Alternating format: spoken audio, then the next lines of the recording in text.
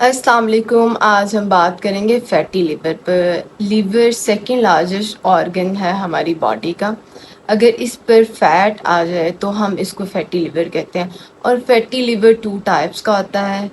Number 1 از alcoholic fatty liver, وہ fatty liver جو کہ ایکسیسو الکوہل کی کنزمپشن کی وجہ سے ہو.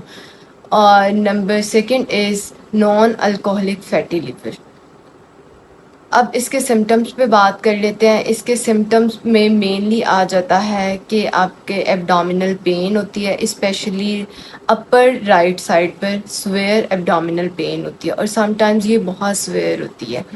اس کے بعد آ جاتا ہے کہ آپ کو ویکنیس ہوتی ہے، آپ کو کنفیوژن ہو سکتی ہے، آپ کا سڈن ویٹ لاس ہو سکتا ہے وداؤٹ اینی ایفرٹ. مطلب آپ نے وزن کم کرنے کے لیے کوئی ایفرٹ نہ کی ہو، نہ ڈائٹنگ کی ہو، نہ ایکسرسائز کی ہو، اور نہ آپ وزن کم کرنا چاہ رہے ہو، لیکن اس کے باوجود آپ کا وزن کم ہو جائے اور جو آپ کا بیلی ایریا ہے وہاں پر فیٹ زیادہ ہو جائے.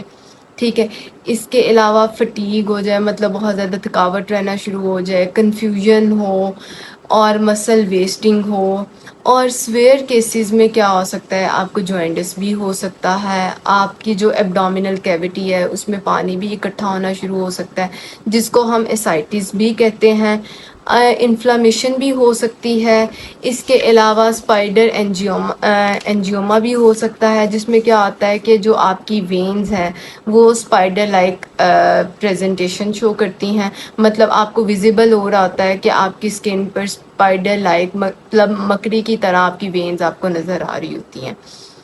اس کے علاوہ آدمیوں میں جو ہے بریسٹ انلارجمنٹ کی کمپلین بھی آ جاتی ہے فیٹی لیور کے ساتھ.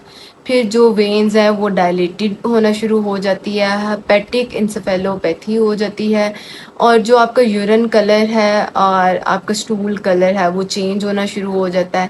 یعنی کہ جو یورین کلر ہے وہ ڈارک ہونا شروع ہو جاتا ہے، اور جو اسٹول کلر ہے وہ پیل ہونا شروع ہو جاتا ہے.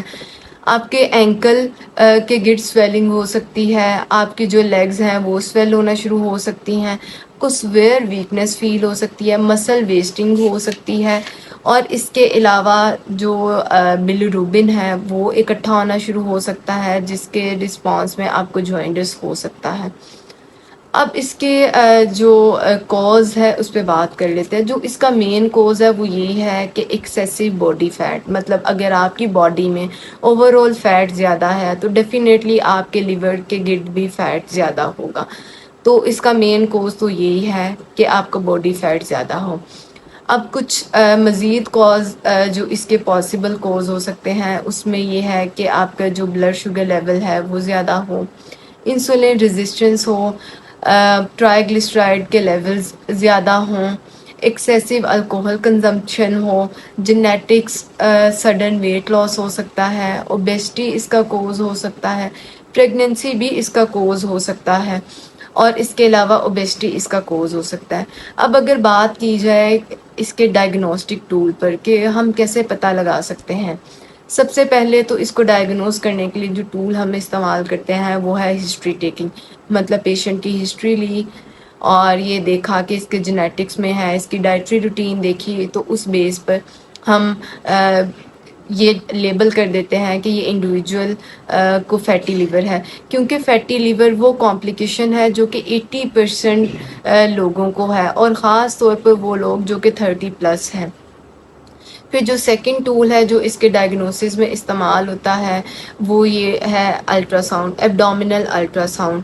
پھر اس کے علاوہ ایم آر آئی بھی کی جاتی ہے اس کو ڈائگنوز کرنے کے لیے. سی ٹی اسکین کا بھی استعمال کیا جاتا ہے، ایبڈومینل سی ٹی اسکین کا استعمال کیا جاتا ہے. پھر لیور بایوپسی کا بھی استعمال کیا جاتا ہے اس کو ڈائگنوز کرنے کے لیے، اور فزیکل ایگزامینیشن کا بھی.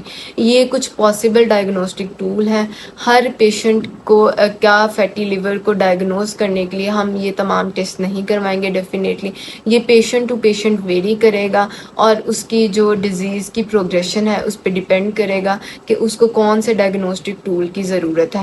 اور پھر جب ہمیں پتہ چل جاتا ہے کہ اس انڈیویجول کا فیٹی لیور ہے، پھر اس کے بعد ہم کچھ بلڈ ٹیسٹ بھی کرواتے ہیں جس میں ایل ایف ٹیز آ جاتا ہے، لیور فنکشننگ ٹیسٹ.